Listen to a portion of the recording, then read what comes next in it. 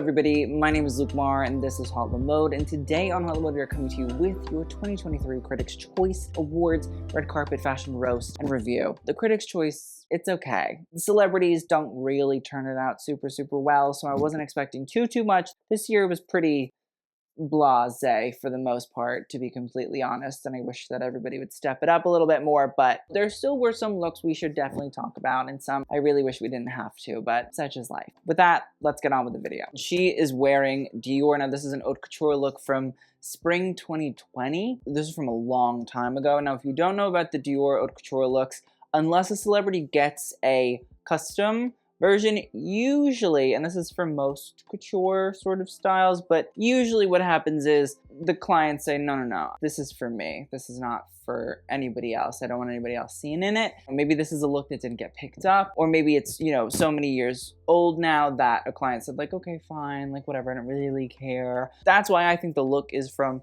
so many seasons ago. But regardless, I don't think it's the worst look from Dior I've ever seen. It's a lame waist cutout dress, tied element right at sternum area. There's little frays and fringes of fabric and gold as well. We then can see that there is an under sort of corset. It's meant to sort of match, and then it flows as a high-waisted skirt all the way down to the floor. Pulls just a little bit. There's not really any sort of crazy fabrication. It's a little bit draped around the waist area, and then it just sort of falls. Normally there's not really a whole lot of pleating or gathering or anything like that to sort of create an intriguing, or from what I would say, purposeful texture. It's just sort of a gold lame dress. Honestly, I kind of don't hate it. I don't love it, whatever. It's also just not a Dior dress that I despise. I do think that the bustier underneath is a little passé. I don't really want to see that, especially if it's haute couture. Covering it up some way would be nicer. I don't love it. I don't hate it. I don't think it's horrible. I think we've seen much worse Dior look in the past. I think the way that they've done it, especially compared to the runway, I think the way that it shows a little bit more of the shoulder rather than covering the entirety of the shoulder, it actually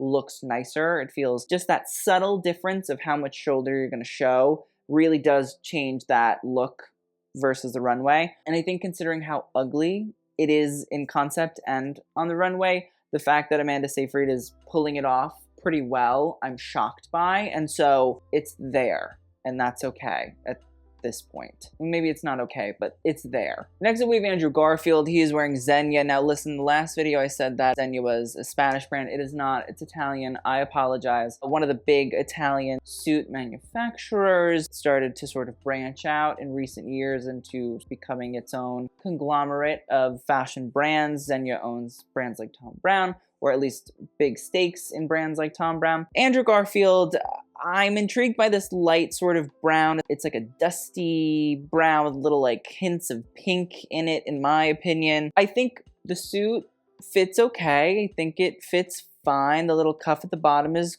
cool. The crease, fine. The jacket fits decently. I'm not mad about it. I think that the shirt underneath is cool. It's a little bit lighter than the blazer and the pant, which I think does sort of give the ability for it to differentiate itself from the blazer and the pant. And I like the fact that we're getting this sort of ribbing that goes along a sort of tuxedo shirt sort of style. I do think that the pleated sort of bib element of the shirt gives a little bit of texture, which I think actually is also nice and helps to, again, differentiate the shirt from the actual blazer. Gives it a little bit more of a tuxedo shirt sort of feel, so it feels a little bit more formal than your regular sort of just simple, non-textured button down. The shoes, they're okay. I appreciate that it's like not a black shoe. I think that this sort of sandy suede sort of color, it's nice. I think it works. I think it plays off of the colors of the suit, and I think just doing like a black leather shoe would have really not been good. So this feels a little bit more casual wear. I don't hate this for Andrew. I think he's trying to do a little bit more intriguing suiting. He's not going super far out there with it, but if that's what the vibe is going to be, it's just going to be different colors and little subtle details. Again, it's okay. It's fine. I'll deal with it. Next up, we have Anya Taylor-Joy, and she is wearing Dior. Now, I believe that this is a custom look. If it's not, it's an haute couture creation of some sort. It's a scoop neck beige dress that nips in at the waist, very new look silhouette, and then has a sheer sort of skirt that reaches right to about above the ankle. Now, the thing is, the motif that we see that runs throughout this entire dress is a fish scale motif, and that's something that Christian Dior in like 1951. They weren't done, I think, as tightly as the fish scale motif here is done by Maria Grazia, but we're most definitely referencing old Dior. And I have to say that I think the color actually suits her very well. I know a lot of people will say, oh, I don't like it. It feels like it washes her out. I don't think that it does, to be completely honest. I think that Anya Taylor-Joy can actually wear this color, and I think she can do it very, very well. I think the silhouette also helps with the color. It definitely allows it to be a little bit more skin tone sort of feeling. There's no belt, which also is like nice and helpful and sweet and lovely and makes me very, very happy. I do think that, yes, is she like a beautiful, skinny, white woman, so does that sort of just help in general? I think, yes, the way that society and our minds work, it's just sort of like, But I do genuinely think this is very Maria Grazia Chiuri's vision of Dior. It's much more minimal, it's much more scaled back. It is not full of rigid corsetry and large petticoats of skirts, but I like the fact that we're still keeping the silhouette. It's still very new look. It's still very sort of 1940s, 1950s grandeur. It's just done in a little bit more of a modern scale. I think the fact that there's a lot of sheerness also plays into Maria Grazia Chiuri's own work. I do like the dress. I think it pays homage very, very well. I think the colors work. I think it's just a nice dress in general. The one thing I don't like, the shoes. The shoes are too small. That's the one issue we got here. It's noticeable. You can see it's the one thing that you're like, oh, we need better fitting shoes there. It's a little cliffhanger experience, and you know, nobody wants that. But honestly, I think that this is a good job referencing Dior. I think that it's a nice look. I think that it works. I think she's pulling it off well. I'm happy with this. Next up, we have Edibini, and she is wearing Thom Browne. Now, this is a custom look. It's essentially a traditional tail coat to a degree. Front, we can see it's cut in that traditional sort of tailored, beautiful tailcoat tuxedo vibe, but we can see that it becomes a floor-length train. I think it's a great look, to be completely honest. It's giving me wedding ideas. I do think it works. I think it's cool. I think it's playing on traditional tail coats, menswear, and traditional tailoring, which is a Thom Browne staple, subverting it, redoing it, giving it more of, I would say, a bouffant, bustly sort of effect without being as dramatic. There is a white button-down shirt underneath, and on top of that is a red velvet bustier. I don't love it, but I do think that it's interesting. I do think that it gives a little bit of intrigue. Normally with Thom Browne, it's very monochrome, or you get traditional gray and white or black and white. And here I think the velvet adds something different, something a little bit more edgy. I think a tuxedo sort of style is also intriguing and different. And then on top of that, you're layering it over the button down. I don't love it, but I do think that it adds a flair, adds a layer. It might not be for me, but I'm not gonna yuck other people's yum. The bow tie, I think, works. I think the mini skirt, I'm not super duper mad about. I know that people are gonna say, well, you can see the shirt underneath. It's coming out, and I think that that's intended. I think that that's meant to be. I think it's meant to sort of exaggerate the fact that it's kind of like a mini skirt, that you can see the shirt underneath, the hem of the shirt. It's there. I do love the socks. Thom Browne does sort of high socks, and they usually have the 4 stripes. Thom Browne recently got sued by Adidas over it, and Thom Browne won the lawsuit, so Adidas is not working out for them. It looks like a sock. It is a sock, but it also looks like sort of tights, like a sheer tight. I think that's an intriguing and fun sort of little take. And then you have essentially a Mary Jane sort of pump. Again, I think it works with Thom Browne's aesthetic and style and vibe. I think that Ayo Edibini is a fashion girl. I think she's working at it. I like the fact that she continues to sort of work with Thom Browne. They're always bringing new and intriguing different little ideas and vibes to the red carpet, so I'm into it. Next up, we have Cate Blanchett, and she is wearing Max Mara. Now, this is a look from the spring 2023 collection. Now, to me, it's sort of a linen, flaxy, button-down shirt that has been tucked into a high-waisted floor-length skirt. Oh, the edges, they're not frayed, but there's sort of a fringe right at the bottom, you know, below the hem. I do think that in reality, it's meant to be a fabric that is meant to be worn in warm temperatures. From my understanding, Max Mara based this collection most recently on, you know, the 1920s. I can understand why you then would be doing fabrics like a linen or a flax that is more breathable in the hot sun. And at the same time, if you're trying to sort of do elegant French Riviera, rich and famous and the elites of the world, doing a long skirt, make it more formal, make it more dressy. So I get it. I understand. And so I guess that's what we're trying to do here in the look as well. It's an award show, so you're going to do the floor length style. I don't hate it. I also have not seen Tar, so I don't know if there's some sort of reference or homage that's being paid here, and that's my fault. I'll watch it by the time the next awards come out. But I do think it's a tough fabric to wear just because it's always going to crinkle. It's always going to wrinkle. Like, you will never find a linen, or you'll find very few linens are all natural that aren't going to wrinkle. It's just what linen does. So it's hard. It doesn't always photograph the best. I do think they've done a decent job of keeping it from wrinkling. It's just always going to show that crinkle. I don't hate it. I don't. I think it's okay. I think it's decent. I think it's intriguing. I do think that on the runway, the unbuttoned element is a little bit better. I think getting it buttoned up here makes it a little bit more drab. I just think that a little bit more fun in the sun could have been had.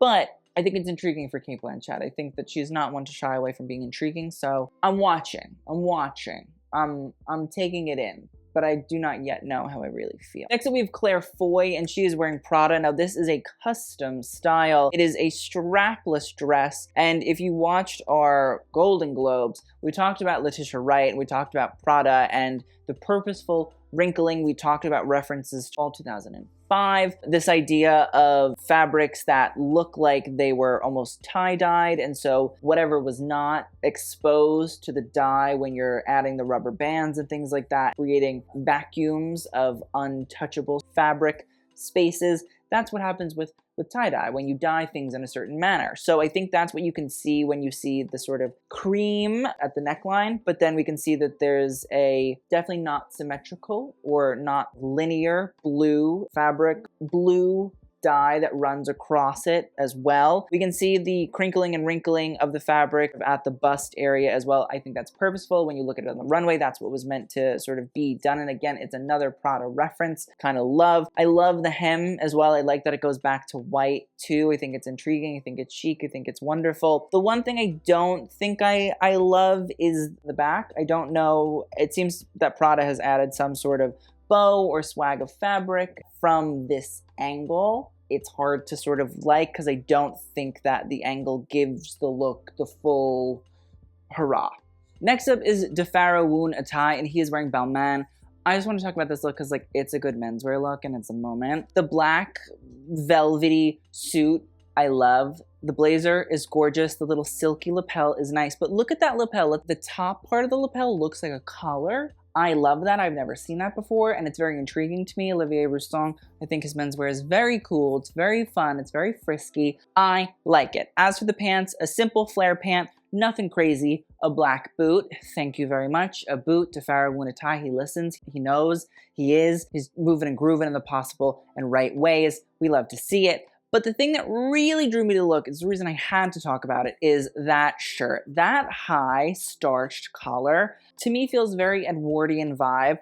And I love it. I think it's amazing. I think it's wonderful. I think he looks fantastic in it. The way that it sort of like makes the neck sort of sit up. It makes you feel like you have good posture. It makes you feel like you have to sit and, you know, put a little book on your head, but the book's gonna stay there for a really long time because you have fantastic posture in your starched collar. So I love it. I feel like it's different for menswear. I don't think we see it a lot. I don't think it's something that comes back really, really often. I think that a lot of menswear doesn't really reach into historical nods and historical references enough for me. Because if they did, I think things would look a lot cooler and a lot more intriguing. The other thing is, I wonder if Olivier is sort of referencing somebody like Karl Lagerfeld, who wore a lot of these very high sort of starched collars. He sort of had it as a part of his wardrobe. I know that Olivier does reference Karl Lagerfeld on occasion, so I'm wondering if that's where this is coming from. But either way, wherever it's coming from, I like it, I want it, I want to bottle it, I want to then, you know, not sell it, but just bottle it for me. Because it's an energy, it's an effervescence that I like, I love. DeFaro Woon-A-Tai knows what he's doing. I salute him. I want the best for him. He is a fashion man, and I stand. Next up, we have Daisy Edgar-Jones, and she is wearing Gucci. Now, this is a look from the spring 2023 collection. It was Alessandro Michele's last collection for the brand. Don't love it. I just think that the fabric is tough. The thing about the fabric is it's a lame, and the issue for me more so is that from afar, yes, it has this sort of purpley aura to it, but we can see that they're silver, black, and red, metallic lame-iness going on, and in reality, it just doesn't look super appealing. I don't think that there's any brand that really could make it look super appealing. It's a tough fabric. It, in my opinion, always kind of looks a little bit cheap looking. It just feels ugly prom dress. I don't think that the cutout at the waist gathering of the skirt and the sleeves being slit all the way up so you can see the arm, I don't think it's a great look. I really don't. I just think the fabrication, there's not much that you can do with it. I think there are much better Gucci looks to have gone with than this one. Unfortunately, the shoe doesn't really help because it just again feels like baby shower attire, but like not good baby shower attire. Stay away from this kind of lame, everybody. It's not a good one. Next up, we have Elle Fanning, and she is wearing Alexander McQueen. This is a look from the spring 2023 Alexander McQueen collection. I like the dress, I really do. It's deconstructed, it looks weird, it looks strange, but like, I think that adds to the character of it. Essentially, it is a pretty strapless net dress. We can see that the white animal or foliage motifs that run throughout it sit atop a sort of netting. We can see that at the bodice, it looks like there's a strap that sort of flows over one side of the arm, you know what I mean? It's intriguing, it falls off the shoulder. If you remember, Lizzo wore an Alexander McQueen look, I think to the People's Choice Awards. It's a sister sort of look of that dress, I would say. But what I think is intriguing is on the other side of the sort of off-the-shoulder strap that comes from the actual bust area, it looks almost like there was like a roll of the strap, like the strap didn't go all the way around on the other side, so it almost rolled into itself, which I think is intriguing and cool and plays into a nice asymmetry sort of vibe. We can see that there are sort of hacks and slashes throughout the dress. We can see that there's a big sort of slash right through the bodice. Because he was such a good tailor, he could go into things and just hack and slash, and in reality, it came out looking even better, even though to the horror of the seamstress or seamster that made the look, he would hack and slash these beautiful pieces, and they would come out stunning because he understood the anatomy of garments. She's a lot less sort of grotesque and harsh and like Alexander McQueen, and she's much more light and sort of frothy. So I think that this actually does like a pretty good mixture of the two aesthetics. She's paying homage. She's definitely sort of looking at McQueen recently and sort of saying, all right, I got to get into the archives and sort of play on things. I think Elle Fanning actually looks great in this. I like it. Next up is Janelle Monáe, and she is wearing Vera Wang. Honestly, I love this. I think it's stunning. I think it's beautiful. I think it's easy and effortless. It's essentially a sort of high neck dress with sleeveless appearance. There is a ruche straight up the center in black. It is very sheer. We can see bust underneath. The girls, they're living, they're laughing, they're loving. We can see the sort of stomach area, and the ruche runs all the way down. Now, if we look left and right of the pelvic region, we can see that there are some sort of cutouts that expose the hip, or just wonderful way to accentuate the body without being too revealing. And also, I think that through baring the shoulders, you actually do a great job of just letting that simple hip cutout just sort of be a camaraderie between the arms, the shoulder. Now, below where the hip cutouts end, we can see that there is more ruching, and that runs down further. The dress becomes pretty much a floor length. I think it's a really simple dress, but I think that it's very, very effective. It's a beautiful look. I think it's really simple. I think it's really easy. I think just simple techniques like cutouts and ruching really does wonders. I shout out Janelle Monáe and Vera Wang and Janelle's team because I just think that it's a great show of simplicity, done well, looks really good. Next up, we have Julia Garner, and she is wearing Ferragamo. Now we have a sort of bateau neckline that has a sheer sort of panel from the hip up, and then it's sort of a mini skirt that flows out at the back, so it's like a high-low mini skirt effect. There's a red bandeau underneath the sheer panel because I think the sheer panels actually like had full exposure. And then we can't see it on Julia, but we can see it on the actual model, that on the right side of the look, there is an opaque flow down of fabric that covers some elements of the body to a degree. And the thing is, listen, I think for a daytime event, this would be great. I think the shoes work. I think the jewelry is cool. I love the dress. I just think that there are cooler Ferragamo looks for Maximilian's debut collection that we could have worn. Like those dresses at the end of the Spring/Summer 2023 collection are really cool. They expose like a whole lot of body. They're draped, they're intriguing. They have the sparkle that Maximilian sort of put forth for the brand. But I don't hate the look. I really don't. I think it's intriguing. I think the idea of the high-low is fun. I think the idea of the drop waist is cool. I think that it's keeping Maximilian's sort of sexy exposure elements too. I think the accessorization also really good. And that is not something that I think we've been seeing a lot of this award season or in the past few years. I appreciate Julia Garner. She's working on it. She's making moves. She's supporting young, cool designers. The accessorization is good. I'm very happy with it. Next up, we have Julia Roberts, and she is wearing Schiaparelli. And to be honest, this is a very simple Schiaparelli look. Now, I know people are going to be like, it's so blah, it's so boring. To a degree, I agree with you. I think as far as Schiaparelli goes by Daniel Roseberry, it's usually very over the top, surreal sort of feeling. Of the Schiaparelli looks, this one is very conservative. I think it's nice to see that Schiaparelli can do something a little bit more simple. I think the black fit of the dress is great. I think it fits Julia Roberts. There's no sort of fit issues. It nicely hugs the waist. The shoulders are good. The way that it hits the floor is fine. It doesn't have to be super big, over the top, crazy mumbo jumbo. You know I like super big, over the top, crazy mumbo jumbo. But I also think that it's good for Schiaparelli to show on the red carpet that, yeah, we can do simple, we can do a little bit more elegant, we can do a little bit less avant-garde. I think Julia Roberts does a decent job of pulling it off. It's not super assuming, so I'm okay with this. I think this is nice and good and cool, and it's very rare you see commercial Schiaparelli-ish kind of vibe, so I'll take it. Next up, we have Kate Hudson, and she is wearing Oscar de la Renta. Now, this is from their Spring 2023 collection. It is a halter style in silver,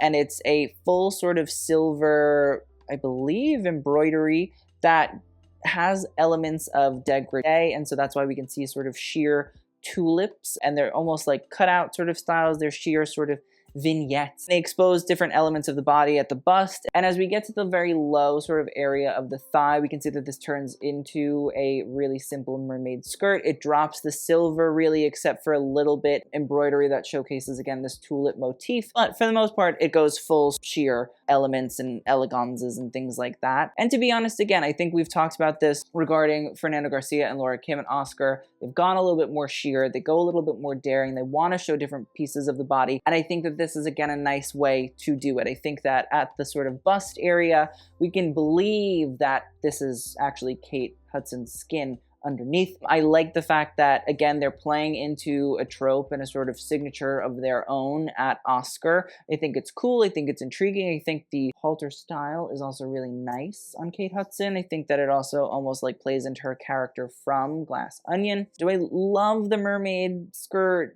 No, I maybe wish there was a little bit more of this fringy flowingness going on from up top, up on high. But for the most part, I do love the idea of the sheer elements. I think they're doing it in a different way here. I'm okay with it. I'm intrigued by it. I want a little bit more from Oscar. I think it can go further, but I'm okay with this. Next up, we have Kerry Washington, and she is wearing Armani Privé. I believe that this is from the Fall 2022 collection, and it is a strapless dress with a slight sort of plunge. It's a circular little plunge there. It's not really super plunging. It's just sort of like a little divot, I would say, on this fully sequined and encrusted gown. The gown in and of itself from a craftsmanship perspective is beautiful. Can we zoom in on those sequins? Like, they are layered. They are smushed in there, but done so beautifully. Like, this is probably all hand done. I think that it is all hand done because it's so couture. Like, that's a feat of a dress. Like, that thing must weigh a goddamn ton. So shout out to Kerry Washington for literally carrying the dress. I think that the cut of it is great. I like that here it hits the floor. On the runway it did not. We can see shoe. I think that it's a much better option to see it sort of hit the floor here. And I like the fact that sort of at the knee area it tapers in a little bit and then flares back out. Really, really lovely. The fit of it is immaculate. And I think also with like a sequin dress like this, it's hard to get the fit of it to be immaculate, but it is really, like, if you look at that waist, like, she's in there. Fits to her, and I love it. The only thing that I don't, and this is a personal thing, this is exclusively a personal thing, I don't like the motif. I like the colors of it. I like the pink and the blue on it. I like the fact that there's a sort of light, hazy, pinkish silver that goes and runs throughout and is sort of the backdrop to the dress. I just don't love the motif personally. It's really like a personal thing. As we say, it's a print preference. Like, that's just my take. But besides that, I love this dress. I think she looks phenomenal. I think the fit of it is phenomenal. I think the cut of it is phenomenal. I think the workmanship that has gone into it is phenomenal. Even though I don't love the motif, I most definitely will say that this is a beautiful dress. Hands down, she looks gorgeous. It looks wonderful on her. She's doing a great job wearing it.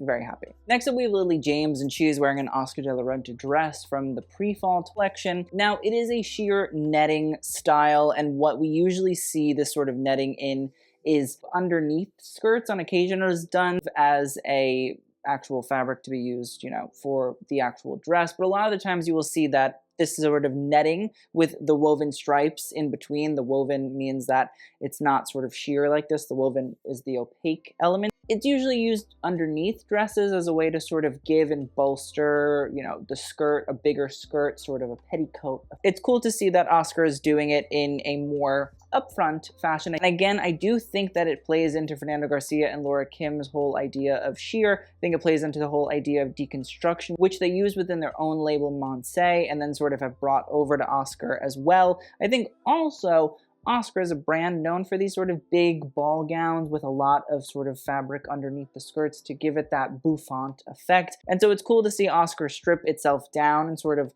don't show a beautiful big silk over top of something like this, but rather let the lining do the talking. Now, I will say the girls underneath look a little bit smushed, but from the actual images we can see on Oscar, it seems a little bit smushed there as well. It's a lot of it smushed, and I think that's tough, you know what I mean? You want the girls, since they're on display, to really be displayed. Them sort of looking like they went face first into a pane of glass, it doesn't help. There is actually a lining underneath motion of the netting with the woven stripes. I think the way that it sort of moves in and out, it's cool, it's a nice effect. We'll say the big bow at the waist, I don't love. I hate a bow. I think also like the fabric should just fit beautifully. It would be nice and gorgeous. We could line up one of those woven stripes. But besides the big bow, I think it's a cool dress. Besides sort of the fit up here, I think it's an intriguing dress. I think Oscar putting it all together, I'm okay with it. Next up, we have Michelle Williams wearing Louis Vuitton. Now, this is a custom look. It's a one-shoulder gold chainmail dress situation going on here. At the waist, we can see that there is a gather for the skirt. It flows all the way down, floor length. Nothing really intriguing about the dress whatsoever, except for the fact that it's a sort of gold chainmail encrusted sort of style. I want more. I just think that this is kind of blah and boring. It's uninteresting. Just think we can see things puckering on the sides there, and I think that's an issue too, is if you're going to do something very, very simple like this, it has to fit immediately, and I think that the Kerry Washington Armani Privé proves that can happen. It's kind of boring, it's kind of blah, it's kind of banal, and it doesn't really fit super well. So put those things all together and you get that.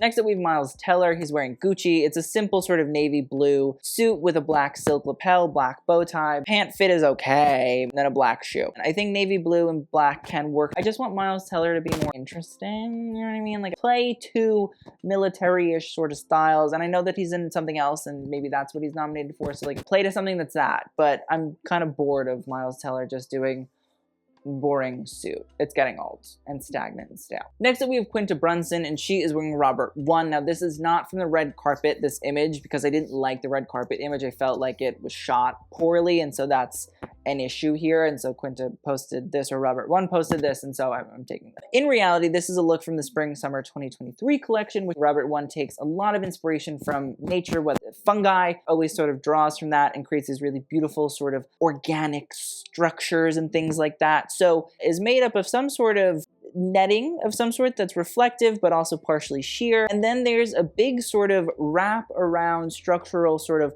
frond of fabric that's pleated, and then it wraps back and then sort of comes down, and right below the knee, it creates a mermaid silhouette effect. Again, all through this frondy pleatage. I love it. I think it's super cool. I think it's super intriguing. I like Quinta going for the sheer element. Quinta, from my understanding, comes in at like a solid 4'11". So I think for somebody that is shorter, I think it's harder to find, especially sort of luxury garments that fit. I love the use of the mermaid sort of silhouette. It's something that it seems like she's been trying to play on. She did it with that Christian Siriano look, and it seems like it's going to continue on, or hopefully it does. But the thing that I like here too, again, is like she's showcasing the body. Like she's not afraid to showcase the fact that she has curves and swerves, and I'm into it. Listen, I don't love the fabric of this sort of fitted element, and it's just, again, about fabric. It's not really about fit, because I do think it fits really, really well. I just think the fabric in and of itself, it's just kind of like that Daisy Edgar-Jones fabric. It just, to me, doesn't look great. But I do think, again, it fits. I like that she went for Robert Wun, who's a really cool designer. He's going to be ending the haute couture season this upcoming week, which we love to see. We're very excited for. And I love the fact that she has these big sort of fronds bulging out of all these different places. So I'm happy with this. Next up, we have Sadie Sink, and she is wearing Chanel. Now, this is a look from the Haute Couture collection for fall 2022. Again, it was based on constructivism. So if you remember a Margot Robbie rant, same collection. Russian constructivists, early 20th century. I don't remember exactly. Somebody was trying to explain to me communism and when it started in Russia, and I'm sorry, I just don't have the dates, so I apologize if I said the 1910s or it's the 1920s or the 1930s or whatever it is. Constructivist era, Google it. But what I do think is intriguing is we get the sort of sequin bandeau element right at bust area. I do think that it plays into the constructivist idea. Get a little bit of a neckline that exposes a little bit of stomach, waistband, and then the gathered falls down. As far as Chanel red carpet goes, I don't hate this. I think that it plays on what it's meant to reference. I think that the silhouette is really cute and fun. I think it works for a red carpet. I think Sadie looks good. Do I maybe wish she wore a boot? Yeah, I do. I think it would have been more fun, a little bit more cowboy-esque, which I appreciate. But besides that, I think it's a nice dress. There's not really much to write home about. And with Chanel, that's okay. I'm fine with that. Next up, we have Stephanie Hsu, and she is wearing Valentino. Now, this is a look from, I believe, the spring 2022 Haute Couture collection. It is an orange, fully pleated dress with a little bit of a flowing sort of train from the back. I like the dress, I have to say. I don't know if this dress is meant to be orange or if it's meant to be pink. I don't know if it's custom for her, but I know that on the runway we saw that there is an orange version. On Stephanie, it looks a little bit more pink, and I just can't tell if that's because of the light. But I like the pleatage. I think the texture is really beautiful. I think the texture is really, really cool. It's a little bit more conservative to sort of go this way. It reminds me a lot of like Fortuny pleating and things like that. Not in terms of slinkiness of it, I would say, but more so just the sort of tightness of the pleats like that, even though I know that these are not in reality Fortuny pleats. I do like the fact that also the train is a little bit longer, bigger, more apparent on this dress too, whereas I think on the runway it's a little bit smaller, not nearly as powerful. And I feel like here Stephanie's is a little bit bigger, it's a little bit chicer. The one thing that I don't love compared to the actual runway is it looks like the lettuce hem that was on the runway is not as apparent on Stephanie's dress, and I feel like that's a great little element. It's a great little detail that just like would make my heart happy. But to be honest, I think the fit of it is good. I think it works. I think it's nice. I think it's intriguing. I think the color is gorgeous. I like the train element. Like, I really don't see anything wrong with the dress. Is it the most radical, exciting, over the top dress? No, but I do think that, again, like Stephanie Hsu is just sort of getting into the fashion realm, you know what I mean? I think this is her first season sort of as somebody that's nominated for things. So giving her time, it will come. Next up, we have Thuso Mbedu, and she is wearing Louis Vuitton. Now, this is a custom look. It's a crisscross applesauce, fully sequined bodice neckline area. There's a little triangular cutout. The arms and shoulders are exposed. And then we have a sort of sequin waist area with a little bit of a drop waist skirt. It's not super drop waisty, but, you know, it definitely creates like a bodysuit sort of silhouette in terms of the sequinage of silver and gold. Honestly, I love the strap element. I think it's really chic. I think it's really cool. I think it's really elegant. Bodysuit cut, I don't know if I love that as much, but, you know, at least it allows a little bit more of a dynamic way of moving from the sequins into this black skirt. And then as we move into the black skirt, it's a sheer sort of skirt. We have sort of stripes of silver, gold, and then a big, long sort of hem of silver. Listen, I'm going to be honest. I don't love the dress, but I think that there are elements of the dress that are nice. I think the stripes are a little bit blah. I do, again, I love that crisscross. It's cool, it's chic, it's efficient. But again, I think Fusamobedu, give her time, she'll get there. I want a little bit more exciting, a little bit more intriguing, but that's up to the LV team to really like hammer home cool, super memorable red carpet look. So, I don't hate it. I just don't love it. And finally, we have Viola Davis. Viola is wearing Valentino. I believe that this is a custom look. It is a cape sort of style with a little bit of a cutout on the side. We can see that there is a little bit of a gathering going on because we can see that where that cutout is, it sort of creates like a fan effect of where the fabric has been sort of gathered, which I actually kind of like because it gives it a little bit of texture. Again, it's this beautiful sort of chocolate brown in full sequins. I think that the chocolate sort of brown is a very pure palo pitchouli for Valentino color. I think he's been using it for quite some time. And so I like to see it, honestly, because I think it's just a gorgeous color. We saw it a lot in spring 2022 for the haute couture season. I do wish there was maybe a little bit of symmetry between, the cape situation. I like the sleeve on the right side where the cutout is because it creates a cape effect, but I don't like the fact that the sleeve sort of falls away on the other side. I wish maybe that both sides had the cutout and it would have been a cape and then the dress would have fallen down. I think it would have given a little bit more structure, a little bit more intrigue, a little bit more elements of layering. I love the color, check. I love the sequinage, check. I like the cutout element, check. I just think that it should have been maybe a little bit more symmetrical, maybe a little bit more textural up here, up top somewhere, but I do like the dress, I do. I think she's cute, I think she's chic. I think there are elements that could be upgraded going forward. That is the end of this Critics' Choice Awards. Let's talk about best and worst, because honestly, as for best, I'm gonna go Kerry Washington in Armani Privé. I'm gonna put Janelle Monáe in that Vera Wang. I'm gonna go for DeFaro Woon-A-Tai in that Balmain. And anybody else? Elle Fanning, Alexander McQueen. As for worst, I'm gonna have to put Anya Taylor-Joy in there because the shoes. I'm gonna have to put Miles Teller because it's like boring. Michelle Yeoh, I just could have been better. And I think that's it. So thank you guys so much for watching. I hope you guys enjoyed. I will see you guys on the next video and TTYL.